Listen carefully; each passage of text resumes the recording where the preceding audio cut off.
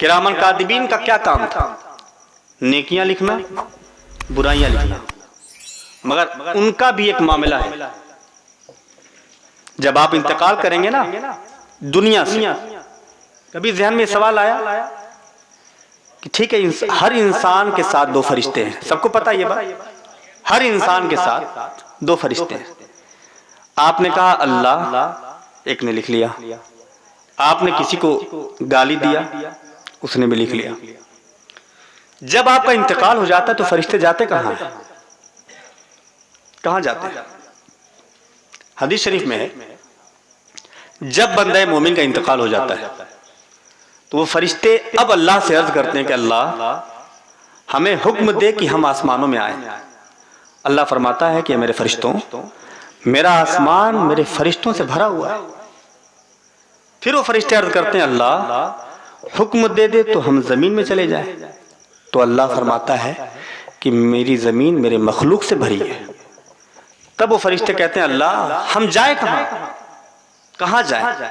اللہ حکم دیتا ہے کہ اے میرے فرشتوں اسی میرے بندے کی قبر پہ جاؤ اور قیامت تک میرا ذکر کرو، میری تسبیح بیان کرو، لا الہ الا اللہ کا ورد کرو، اور یہ سب کچھ تم کرو، اس کا ثواب اس کے کھاتے میں ڈالتے رہو، اس کے کھاتے میں۔ یہ ہے کرامن کاتبین، یہ اللہ تعالیٰ نے آپ کے لیے یہ تحفہ رکھا ہوا ہے، مگر ہم اب جس جگہ یہ بات لکھی تھی وہاں پر بات اس کے بالکل اپوزٹ ہو جاتی ہے، جس نے یہ سب نہ کیا یعنی کفاروں کا معاملہ، تو اب اس کے لیے کیا ہوگا؟ اس کے لیے وہ قیامت تک لعنتیں کریں گے، لعنتیں کریں گے۔ اللہ کا ذکر، قرآن کریم، لا الہ الا اللہ کی کثرت، یہ کاش کہ ہم نے اپنی زندگی میں اپنایا ہوتا اور ہم نے اس کو اپنا مشغلہ بنایا ہوتا تو آج ہماری زندگی واللہ بتا رہا ہوں کہ بڑی خوشحال دکھتی، معاشرے میں بڑا پرسکون ماحول ہوتا۔ جب قرآن کا پڑھنے والا، اللہ کا ذکر کرنے والا جب دنیا سے رخصت ہوتا ہے تو سوچیں اللہ نے اس کے لیے انتظام کیا کیا ہے۔ اللہ تبارک و تعالیٰ نے اپنے ایسے بندوں کے لیے کیا انتظام فرمایا ہے۔ اللہ کے رسول نے فرمایا نا کہ عذاب نار سے نجات دلانے کے لیے اللہ کے ذکر سے بڑھ کر کوئی عمل نہیں ہے، سب سے بڑا عمل ہے لا الہ الا اللہ، سب سے بڑا عمل۔ تو جب یہ بندہ دنیا سے رخصت ہوتا ہے تو جب لوگ کاندھوں پہ اٹھا کر اس کو لے کے چلتے ہیں اور قبر کے پاس رکھتے ہیں تو پھر اللہ وحی نازل فرماتا ہے اور کہتا ہے کہ اے قبر میرے اس بندے کے جسم کو نہ کھانا، میرے اس بندے کے جسم کو نہ کھانا۔ تو پھر قبر ایک آواز دیتی ہے کہ اے اللہ میں اس کے جسم کو کیسے کھا سکتی ہوں جبکہ تیرا قرآن اس کے سینے میں موجود ہے، میں کیسے اس کو کھا سکتا ہوں؟ مگر اگر ہم وہیں پر ایک منٹ کے لیے رک کے سوچیں کہ یہ تو ان کے لیے انعام ہے نا جنہوں نے اللہ اللہ کی صدا لگائی ہو، یہ انعام تو ان کے لیے ہے نا جنہوں نے اللہ کی رضا کے خاطر دو ٹوٹے ہوئے دلوں کو جوڑا ہو، یہ تو ان کے لیے انعام ہے نا جنہوں نے اپنے گھر میں اللہ تبارک و تعالیٰ کی رحمتوں کے برکت، رحمتوں کے نزول کے لیے اللہ کے ذکر کی محفل سجائی ہو، یہ انعام ان کے لیے ہے نا۔ ان کا کیا بنے گا جنہوں نے تاش کے اڈوں پہ بیٹھ کر کے اذان ہوتی تھی اور نماز کو برباد کر دیا؟ ان کا کیا بنے گا جنہوں نے قرآن کی محفل سجی ہوئی ہے، قرآن کی محفل سجی ہوئی ہے اور باہر ٹھہاکے لگا کے کہکہے لگا کے ہنس رہے ہیں اور قرآن کی آبرو کے ساتھ کھلواڑ کر رہے ہیں؟ ان کا کیا بنے گا؟ ان کا کیا بنے گا جنہوں نے اپنی طاقت اور اپنے روب کے ذریعے کسی اللہ کے بندے کی آواز کو دبایا ہو؟ ان کا کیا بنے گا؟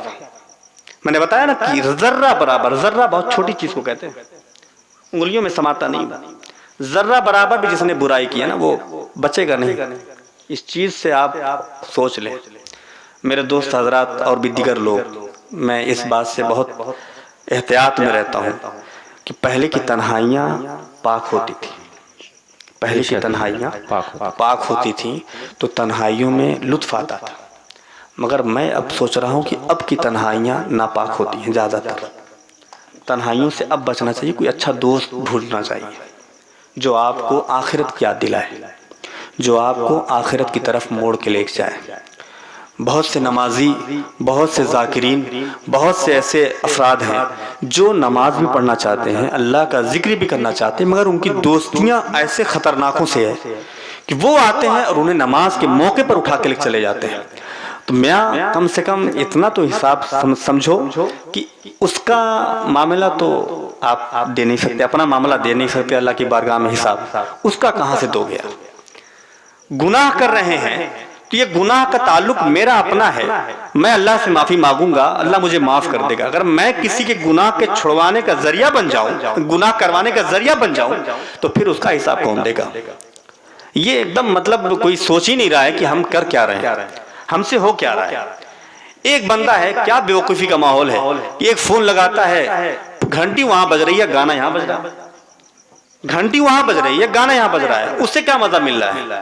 مطلب وہ گناہ کروا رہا ہے ہم سے۔ گناہ کرو تم بھی۔ کون سا گناہ؟ جس گناہ کا ایجاد قرآن کریم کی تلاوت سے دور کرنے کے لیے ہوا تھا، جس گناہ کا ایجاد ہی قرآن کریم کی تلاوت سے، اللہ کے ذکر سے دور کرنے کے لیے ہوا تھا، وہ گناہ آپ آسانی کے ساتھ پیسہ دے کر کے ہم سے کروا رہے ہیں۔ اب آپ کو کوئی لطف نہیں مل رہا ہے، لطف ہم کو مل رہا ہے، ہم سن رہے ہیں۔ یہ مطلب عقل کو کیا ہو گیا؟ کہا نا شیطان نے جکڑ رکھا ہے، شیطان نے پورے طریقے سے اپنا قبضہ جما لیا ہے۔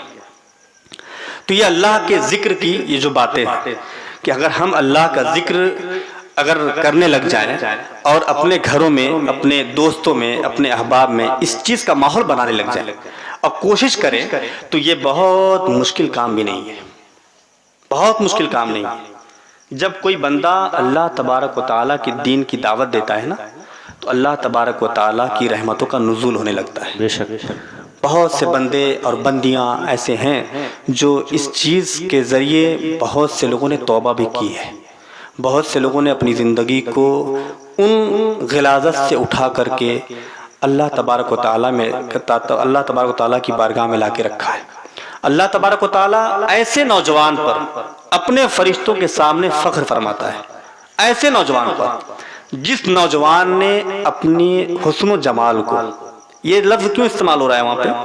حسن و جمال، چونکہ سب سے زیادہ آزمائش میں مبتلا وہی لوگ ہیں جن کو اللہ نے حسن دیا ہو، جوانی دی ہو، چاہے وہ لڑکی ہو چاہے وہ لڑکے ہوں، سب سے زیادہ آزمائش میں وہ لوگ ہیں۔ انہیں پتہ ہی نہیں ہے، وہ سوچ رہے ہیں کہ میں خوبصورت ہوں، یہ ہو گیا خوبصورت، تو اب وہ خوبصورت ہیں۔ تو اللہ نے کیا فرمایا؟ اللہ کے رسول نے فرمایا کہ اللہ تعالیٰ اپنے فرشتوں کے سامنے ایسے نوجوان پر فخر فرماتا ہے جس نوجوان نے اپنے حسن و جمال کو، اپنی جوانی کو اللہ کی راہ میں خرچ کر دی ہو، اللہ ایسے نوجوان پر فرشتوں کے سامنے فخر فرماتا ہے۔ مگر ہم نے یار اپنی جوانی تو گوا دی، اپنے جوانی کو ہم ایک ایک سیکنڈ اللہ تبارک و تعالیٰ کی نافرمانیوں میں گزار رہے ہیں۔ اگر 15 منٹ اور رک جاتے تو چائے چل جاتی ہے آرام سے، کوئی دقت نہیں، 15 منٹ ڈسٹرب ہوگا مجھ کو لگ رہا ہے۔ تو یہ نوجوانی، یہ جوانی آپ کی، یہ اللہ تبارک و تعالیٰ کی بارگاہ میں سجدہ کرنے کے لیے تھی۔ جب جوان عبادت کرتا ہے اللہ کی نا، اللہ تبارک و تعالیٰ بہت خوش ہوتا ہے۔ جب کوئی جوان اللہ کی بارگاہ میں جا کر کے اپنے گناہوں کو یاد کر کے روتا ہے نا، تو اللہ تبارک و تعالیٰ بہت خوش ہوتا ہے۔ یہ جان لیں کہ اللہ تبارک و تعالیٰ کے بارگاہ میں، اللہ تبارک و تعالیٰ کی بارگاہ میں اللہ تعالیٰ فرماتا ہے کہ، اللہ کے رسول فرماتے ہیں کہ قیامت کے دن 7 اشخاص ایسے ہیں جسے اللہ تعالیٰ اپنے عرش کا سایہ عطا فرمائے گا، اس میں سے عرش کا سایہ عطا فرمائے گا جس دن کوئی اور سایہ نہیں ہوگا، قیامت کے دن۔ ان میں سے ایک وہ شخص ہوگا جس نے تنہائی میں اللہ کا ذکر کیا اور اپنے گناہوں کو یاد کر کے رویا، اور اس میں ایک شخص اور بھی ہے، وہ نوجوان جس نوجوان کو کسی عورت، مال و جمال والی عورت نے دعوت گناہ دیا ہو اور اس نے کہا ہو کہ انی اخاف اللہ، میں اللہ سے ڈرتا ہوں، اور بچ گیا، اللہ اسے اپنے عرش کا سایہ عطا فرمائے گا۔ جوانی اللہ نے دیا تھا، اللہ نے دیا آپ کو اپنی عبادت کے لیے، مگر ہم نے ایک ایک سیکنڈ اس کو بیکار کیا اور اللہ تبارک و تعالیٰ کی نافرمانیوں میں گزارا۔ آپ کو بتا دوں کہ یہ قبر کے معاملات اور زندگی جو گزر رہی ہیں اس کے معاملات بہت سخت ترین ہیں کہ ایک مرتبہ ایک شخص قبر کھودنے والا شخص تھا، اس کی بارگاہ میں ایک بزرگ گئے اور پوچھا کہ بابا یہ کام آپ کب سے کر رہے ہیں؟ اس نے کہا کہ یہ میرے خاندانی کام ہے، میرے باپ دادا بھی یہی کرتے تھے اور میں بھی یہی کرتا ہوں۔ کہا کہ اچھا تو پوری زندگی اسی میں گزری؟ بولے ہاں۔ کہا کہ کوئی عجیب بات دیکھی آج تک؟ کہاں ایسا عجیب دیکھا ہے کہ بھولنا چاہوں تو نہ بھول پاؤں، بھولنا چاہوں تو نہ بھول پاؤں۔ کہا کیا دیکھا؟ کہا میں ایک بار 3 قبریں ایک ساتھ کھود دیا، 3 قبریں کھود کے میں بیٹھ گیا اور دھوپ لگ رہی تھی تو میں نے سایہ کر کے اس کے نیچے بیٹھ گیا، تو کیا دیکھتا ہوں کہ 2 گھوڑ سوار آتے ہیں اور پہلی قبر کے پاس جاتے ہیں اور کہتے ہیں کہ لکھ دو۔ تو ایک کہتا ہے کیا لکھوں؟ کہا لکھ دو 12 گز چوڑی 12 گز لمبی، تو اس نے لکھ دیا۔ پھر دوسری قبر کے پاس جاتے ہیں اور کہتے ہیں یہاں بھی لکھ دو۔ کہ یہاں کیا لکھوں؟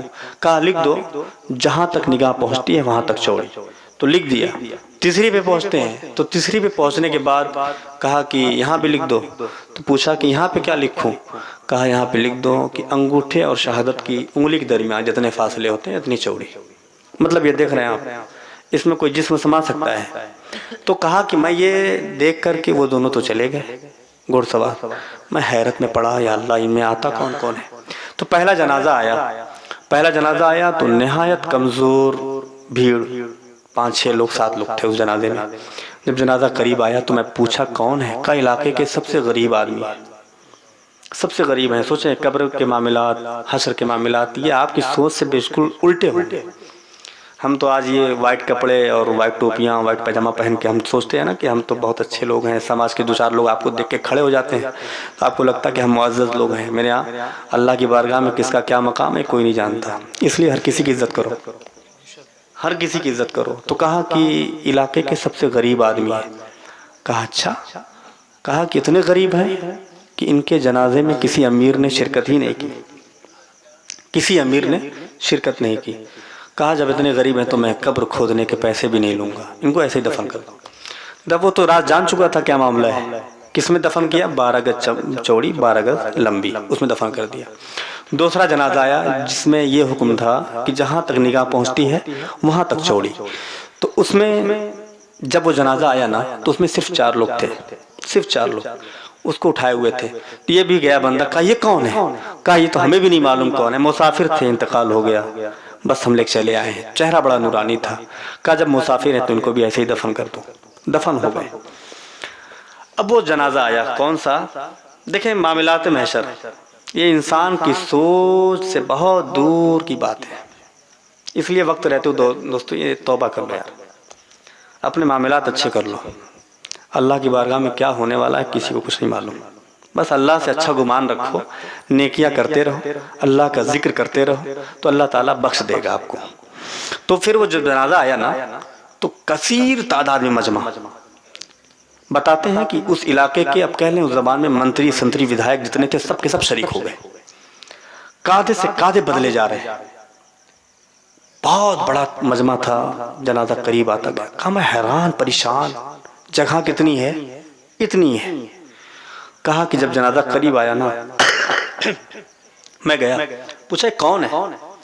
کہا یہ اس علاقے کی سب سے رئیس شخص کی بیوی ہیں، سب سے امیر کبیر شخص کی یہ بیوی ہیں، ان کا جنازہ ہے اور سارے شہر کے لوگوں نے شرکت کیا ہوا ہے۔ کہا اچھا ان کا معاملہ کیا تھا؟ کہا کہ ان کا معاملہ تو بہت عجیب تھا، یہ فلمیں ڈرامے دیکھنے میں کوئی کسر نہیں چھوڑتی تھی، فلمیں ڈرامے آرام سے دیکھتی تھی اور پردہ وغیرہ کا بہت زیادہ اہتمام نہیں تھا، آزاد تھی۔ وہ شخص چیخ اٹھا، کہا کہ میں جان گیا، کہا کہ یہ آخرت کے معاملے یہ انسان کے پیسوں پہ نہیں ہوتے، انسان کے عملوں پہ ہوتے ہیں، جیسا وہ عامل ہوگا ویسا ہی اس کا فیصلہ کر دیا جائے گا۔ فَمَن يَعْمَلْ مِثْقَالَ ذَرَّةٍ خَيْرًا يَرَهُ وَمَن يَعْمَلْ مِثْقَالَ ذَرَّةٍ شَرًّا يَرَهُ، جس نے ذرہ برابر بھی اگر برائی کی ہے نا وہ بھی اسے دیکھے گا، جس نے ذرہ برابر بھی اگر بھلائی کی ہے وہ بھی اسے دیکھے گا۔ اب یہاں پر آپ آ جائیں، دنیا کے سب سے عظیم انسان کی بات کرنے جا رہا ہوں، کس کے بعد؟ حضور علیہ الصلوۃ والسلام کے بعد، سیدنا ابوبکر صدیق کے بعد جو سب سے عظیم انسان ہیں وہ امیر المومنین فاروق اعظم، وہ فاروق اعظم رضی اللہ تعالیٰ۔ اللہ کا ذکر اگر آپ اپنی زندگی میں نہیں شامل کریں گے تو سن لیں کہ کانوں سے پیپ بہے، اگر آنکھوں سے خون بہے اور جسم کے جوڑ ادھر سے ادھر ہو جائیں تو پھر اس میں کوئی حیرت کی بات نہیں۔ ہاں، کیونکہ وہ باتیں بار بار آتی ہیں ذہن پہ کہ جب کوئی ذکر سے غافل ہوتا ہے تو پھر دنیا اور شیطان دونوں اس کو جکڑ لیتے ہیں۔ جو یہ اللہ کے ذکر سے جب کوئی دور بھاگتا ہے نا تو یہ دونوں چیزیں اس کے قریب ہو جاتی ہیں۔ ایک جہاں پڑھ رہا تھا کہ حضرت ایک نبی اللہ تعالیٰ نے وہی فرمائی کہ اے موسیٰ علیہ السلام، اے موسیٰ میرے بارگاہ میں دنیا کی محبت لے کے مت آنا، میری بارگاہ میں اس سے بڑا کوئی گناہ نہیں ہے۔ اب آپ جا رہے تھے تو ایک شخص رو رہا تھا اور ہاتھ اٹھا کر کے اللہ کی بارگاہ میں معافی مانگ رہا تھا تو آپ نے عرض کیا اللہ یہ تیرے خوف سے رو رہا ہے، تو اللہ نے فرمایا کہ اگر اس کے اٹھے ہوئے ہاتھ ٹوٹ جائیں اور اس کی آنکھوں سے اگر دماغ نکل پڑے پھر بھی میں اسے معاف نہیں کروں گا، کیونکہ دنیا سے محبت کرتا ہے، یہ دنیا سے محبت کرتا ہے۔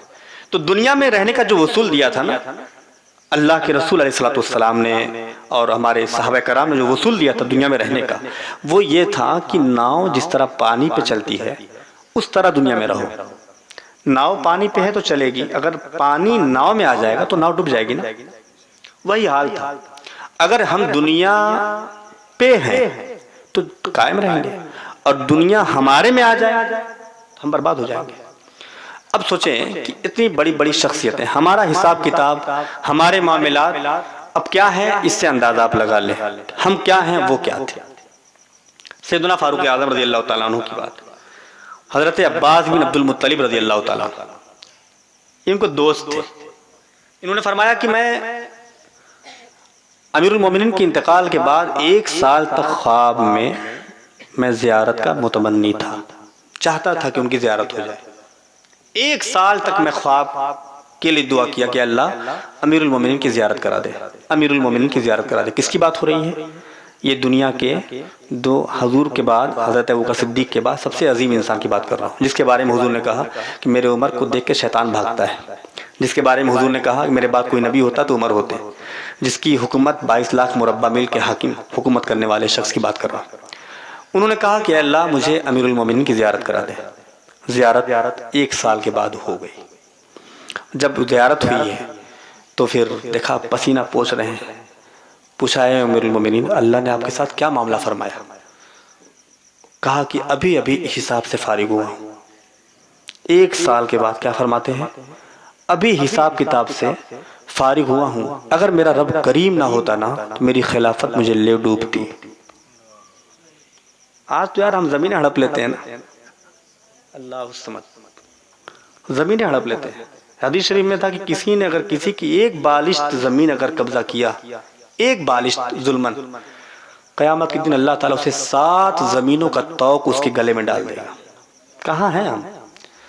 میں کہہ رہا ہوں لباسوں سے مسلمان نہ بنو یار، یہ چہرہ، یہ ہمارے پوشاک، ہمارے کھان پین، یہ مسلمان آپ کو ثابت نہیں کریں گے۔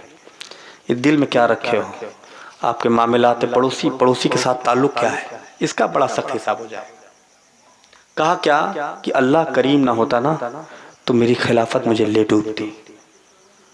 اور اسی کے نیچے لکھا ہوا تھا ایک شخص نے، اور اب سنیں، اس نے کہا کہ میں نے تمنا کی تو مجھے زیارت ہوئی 20 سال کے بعد۔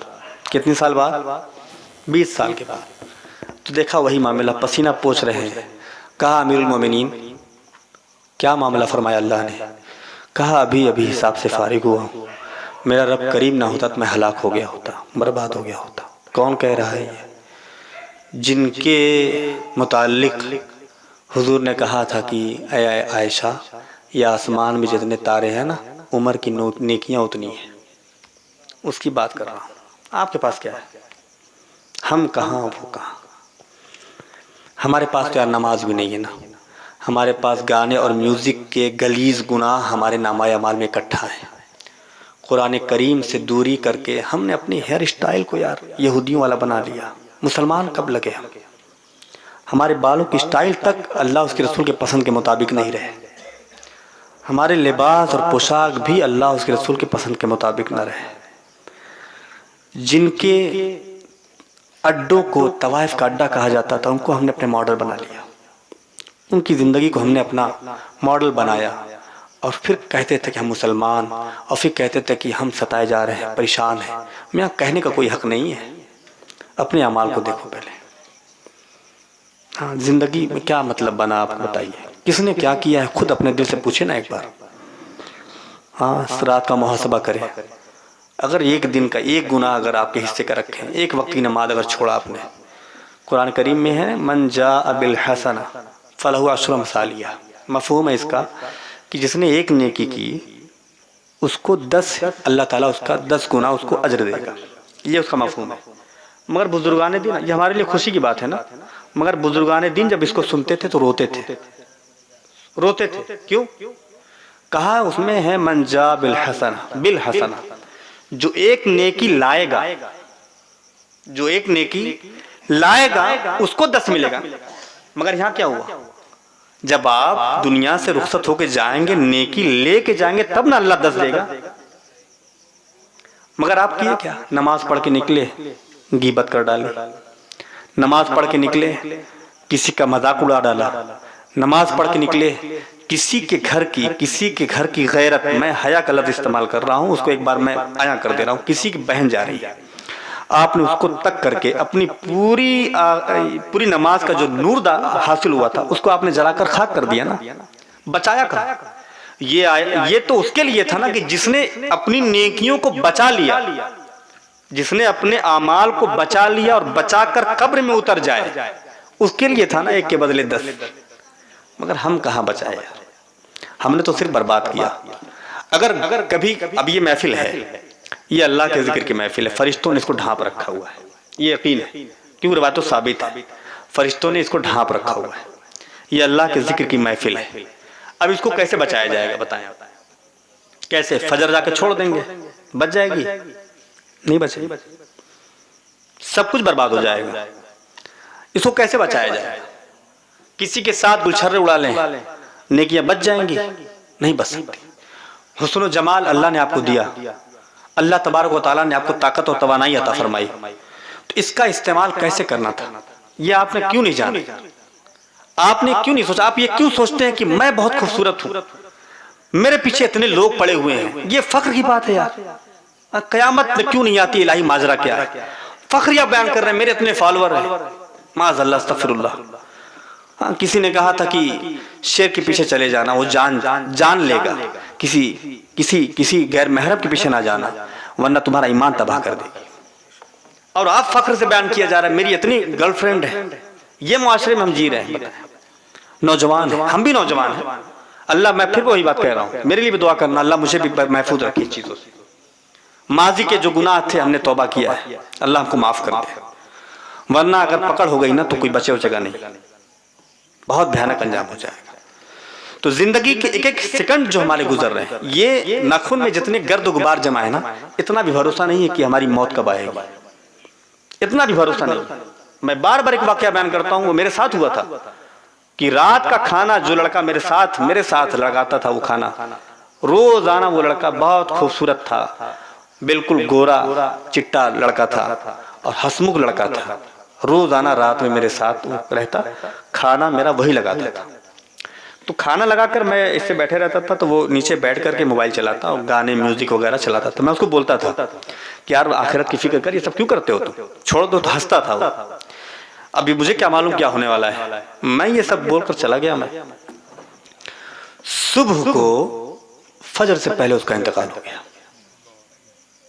بتائیں نا، ناخون میں جتنے گرد و غبار ہے اتنا بھی بھروسہ مت کرو کہ ہم زندہ رہیں گے۔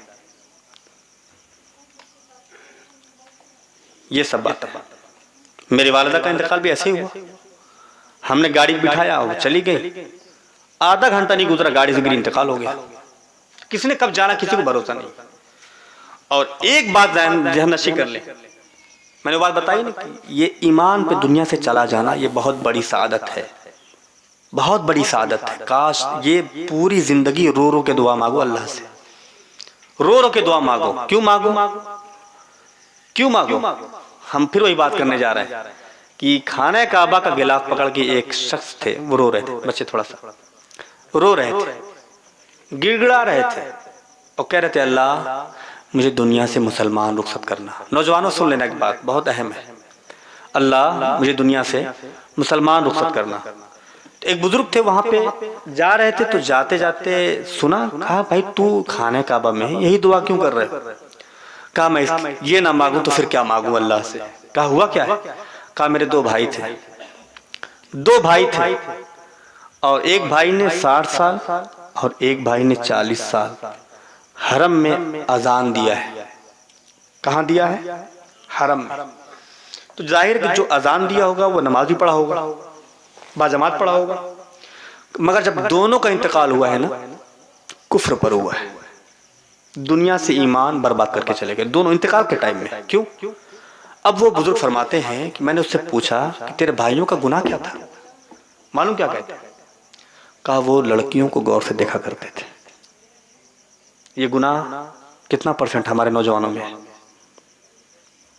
چند منٹوں کے لیے یار, چند منٹوں کے لیے جو لذتیں آپ پاتے ہیں نا, قسم خدا کی اس کی حقیقت جان لو, نگاہ جھکا لو اور نگاہ جھکا کر کے جو لذت ملے گی نا, اس لذت کا سرور, کیف, مستی بیان نہیں کر پاؤ گے. پھر آپ کبھی کرو تو ایسا, تنہائیوں میں بیٹھا کرو اور بیٹھ کر کے اللہ کا ذکر کیا کرو اور سوچا کرو کہ وہ بدنگاہی میں مزہ تھا یا اللہ اللہ ہو کی صدا میں مزہ ہے.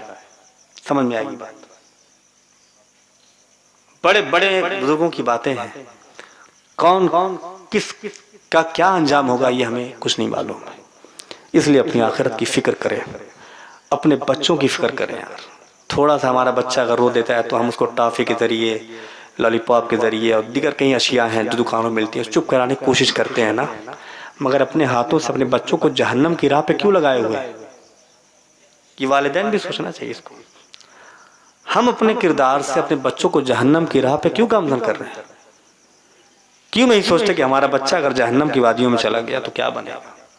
کل پڑھ رہا تھا میں کہ وہ جہنم جب شرارے اڑیں گے نا, جہنم کی چنگاریاں جب اڑیں گی نا, تو اس کے ساتھ ساتھ جہنمی اوپر اٹھ کے آئیں گے. چنگاریوں کی طرح جہنمی جو ہے جل کے اوپر تک اڑیں گے, اڑ کر کے اتنا اوپر جائیں گے وہ کہ جنت میں جھانکیں گے. اللہ سمجھ, سوچے کیا حسرت ہوگی نا, جنہیں پتا ہو کہ یہ نعمتیں اب ہمیں کبھی نہیں ملیں گی یار. یہ نہریں, یہ خوشبو, یہ پاکیزہ ہوائیں, یہ پھل, یہ محلات ہمیں کبھی نہیں ملیں, مگر دیکھیں گے, کہیں گے تھوڑا پانی پلا دو, کہیں گے بھاگ جاؤ, واپس جاؤ, نافرمانیاں کیا اسی میں رہو. یہ یہاں پہ ان کافروں کا کوئی حصہ نہیں ہے. جہنم کیا ہے؟ مسلمان ہیں ہم, ہمیں نہیں جانا اس میں, اللہ ہمیں محفوظ رکھے اس سے, مگر ہم اپنے کردار مسلمان والے بنا لیں یار, اپنے انداز کو مسلمانوں والے بنا لیں. ہاں نوجوانوں, اپنے عادت و اطوار کو بھی مسلمانوں والا بناؤ. اسلام جو کتابوں میں ہے نا, جو اسلام کتابوں میں موجود ہے, وہ اسلام اگر ڈھونڈا جائے تو بہت مشکل سے ملتا ہے, کہاں کوئی مل رہا ہے. ہاں وفا کا کش تھے جو ہے کہ پہاڑوں پر, چٹانوں پر بکری لے کر میدانوں میں چلے جاتے تھے, ندی کنارے وضو کر کے نماز نہیں چھوڑتے تھے وہ لوگ. ان کے ہاں محبتیں تھیں, بھائی چارگی تھی, ایمان تھا, تقویٰ تھا, پرہیزگاری تھی. مگر آج ہمارے معاملات مسجدوں میں اے سی لگا دی گئی یار, مسجدوں میں پنکھے تک کر دی گئے, آپ کے سجدوں پہ زمین کی کڑک جو نہ پڑے اس کے لیے قالین بچھا دی گئی, پھر بھی مسجدوں سے دور ہیں. کتنی نافرمانیاں کریں گے, کہاں حساب دیں گے؟ پھنس جائیں گے آپ. اگر کوئی یہ سوچتا ہو کہ کل سے پڑھوں گا, کل توبہ کروں گا, پرسوں توبہ کروں گا, تو یہ غلط خیالی. اس واقعے سے سبق لے لیں, آپ نکال دیں. انسان کی زندگی کے منیمم 60 سال آپ طے کر لیں, 60 سال میں انسان 8 گھنٹہ سونا ضروری ہے نا, طبی اعتبار سے 8 گھنٹہ ایک انسان کا سونا ضروری ہے. تو 8 گھنٹے کے حساب سے تو 15 سال اس کے نکل گئے سونے میں, 15 سال تو چلا گیا سونے میں نا. 15 سال کے بعد پھر وہ آپ 15 سال اس کے وہ نکال لیں, کون سے کام کاج کے, جو ڈیوٹی کرتا ہے وہ اپنے بچوں کو رزق حلال کھلانے کے لیے, 15 سال وہ نکال دیں. 8 گھنٹہ ڈیوٹی ہوتی ہے نا نارمل, 15 30 سال ہو گئے, بچے 30 سال. 30 سال میں اس کے جو ہے 15 سال آپ نکال دیں بچپنے کے, جب تک شریعت کا حکم لاگو ہوتا ہے. 12 سال 15 سال پہ شریعت کا حکم لگتا ہے, 45 سال بچ گئے. 15 سال 15 سال 10 سال نکال دیں اس کے بڑھاپے کے, جو کھٹیا پہ گزارے گا, پخانہ پیشاب سب کرے گا. کتنا بچے بھائی؟ 5 سال بچے نا. 5 سال میں اب بتائیں آپ کیا کریں گے؟ کیا کریں گے؟ پڑوسی کو حقوق دیکھیں گے, یا وہ بیوہ جس کے بچے ٹافیوں کے لیے روتے تھے، ان کا بھی کچھ حق ادا کریں گے، یا پھر اپنے اللہ تبارک و تعالیٰ کی بارگاہ میں جا کر سجدہ کر کے اس کو راضی کریں گے، یا ان بچوں کی کفالت کا بھی کچھ احساس رکھیں گے کہ جن کے باپ انتقال کر گئے دنیا سے؟ عید کا موقع آتا ہے، بیچارے وہ دور دور تک دیکھتے ہیں کہ ہمارے پاس ہمارے ابو نہیں ہیں، ہمارا کپڑا کون سی لائے گا؟ خدا قسم بتا رہا ہوں، میں اپنی ذات کے لیے بتا رہا ہوں، پوری زندگی میں نے یہ دعا کر رکھی، میرے سامنے کوئی یتیم اگر کپڑا نہیں پہنا تو میرا بچہ بھی نہیں پہنے گا، یہ میں نے طے کر رکھا ہوا ہے۔ ایک بزرگ تھے، شاید امام غزالی رحمۃ اللہ علیہ تھے، کون بزرگ تھے، ٹھنڈی کے موسم میں وہ کپڑے، ٹھنڈ کے موسم میں وہ چادر نہیں اوڑھتے تھے، جاکٹ نہیں پہنتے تھے۔ کہا بابا آپ کیوں نہیں پہنتے، آپ کے پاس تو ہے؟ کہا دینے بھر طاقت نہیں ہے، تو جو غریبوں کو دیکھتا ہوں سوچتا ہوں کہ میں بھی نہ پہنوں تاکہ ان کے غم میں شریک تو ہو جاؤں، میرے پاس طاقت نہیں ہے، نہیں دے سکتا تو کم سے کم بچوں کو بھی نہیں پہناؤں گا میں۔ یار کبھی سوچو، احساس کرو، آپ کا بچہ روتا ہے تو آپ دلا دیتے ہو نا، ضد کرتا ہے ابو چلو ابو چلو، جن کے باپ نہیں ہے یار ان کا کیا بنے گا؟ ان کے بارے میں کیوں نہیں سوچتے؟ آپ جھلاتے ہوئے کھلونا لے کے چلے جاتے ہو، گھر کے اندر گھس جاتے ہیں آپ، باہر بچہ دیکھ کے اپنی اماں سے جا کے روتا ہے، چلاتا ہے امی ہم کو دلا، اس کے پاس جس کی دہاڑی لگتی ہے 250-300 روپیہ، وہ 400-500 کھلونا کہاں دلائے گا؟ یہ سب احساسات ہیں یار ہمارے، اس کو سوچو، یہ سب کا حساب دینا ہے اللہ کی بارگاہ میں۔ ایک رائے وہ بنا، فَمَن يَعْمَلْ مِثْقَالَ ذَرَّةٍ خَيْرًا يَرَهُ وَمَن يَعْمَلْ مِثْقَالَ ذَرَّةٍ شَرًّا يَرَهُ، کہ اگر ذرہ برابر بھی اگر برائی کریں گے آپ، یعنی ذرہ برابر بھی اگر کچھ آپ سے غلطی ہوگی تو اس کا بھی حساب دینا ہے، یہ مت بھولیے۔ تو جتنی زندگی مل گئی ہے، نوجوانان سے یہ بھی گزارش ہے کہ آپ یہ مت سوچیں کہ ہم کبھی کسی بڑھاپے کے وقت میں توبہ کر لیں گے۔ اب تو انتقال تو بہت اچانک ہو رہا ہے، اب 40 سے اوپر دیکھیں کوئی جا ہی نہیں پا رہا ہے، 40 سے اوپر کوئی نہیں جا پا رہا ہے بھائی صاحب، سب کا انتقال، کسی کا 45 میں ہو جا رہا ہے، کسی کا 40 میں ہو جا رہا ہے، کسی کا 50 سال میں ہو جا رہا ہے، سب انتقال کر کے دنیا سے جا رہے ہیں۔ تو یار اس دن کا انتظار فکر کر رہا ہے کہ آخری وقت آ جائے، آج توبہ کر لو، اللہ کی بارگاہ میں معافی مانگ لو، داڑھیاں اگر نہیں رکھیں تو داڑھیاں رکھ لو یار، کوئی فرق نہیں پڑتا، کوئی حسن و جمال بلکہ بڑھ جاتا ہے، داڑھی والوں کا حسن و جمال بڑھ جاتا ہے۔ میں کیا بتاؤں کہ ایک شخص کی قبر میں جب وہ انتقال کیا نا، اس کی قبر میں بچھوؤں کی داڑھی بن گئی تھی، داڑھی نہیں رکھتا تھا وہ، بچھوؤں کی داڑھی بن گئی تھی، بچھوؤں نے جکڑ رکھا تھا پوری داڑھ کو اس کے، کیا جانتے ہیں؟ تو یہ برداشت کر پائیں گے آپ؟ ایک ماچس کی تلی جلا کر کے آپ اپنے بجھا کر اپنے ہاتھ پہ رکھیں، وہ برداشت نہیں ہوتا ہے، وہ سب کہاں برداشت ہوگا؟ یہ انسان کے بس کی بات نہیں ہے۔ تو اس سب چیزوں سے توبہ کر کے اللہ کی بارگاہ میں ایک سچے انسان بن جائیں، مسلمان بن جائیں، مومن بن جائیں، اور اللہ کی بارگاہ میں یہ دعا کرتے رہیں، اللہ اللہ اللہ مجھے دنیا سے مسلمان رخصت کرنا، اور زندگی میں جتنے بھی میرے لمحات گزر رہے ہیں نا، اے اللہ اپنی فرما برداری میں اس کو گزار دینا۔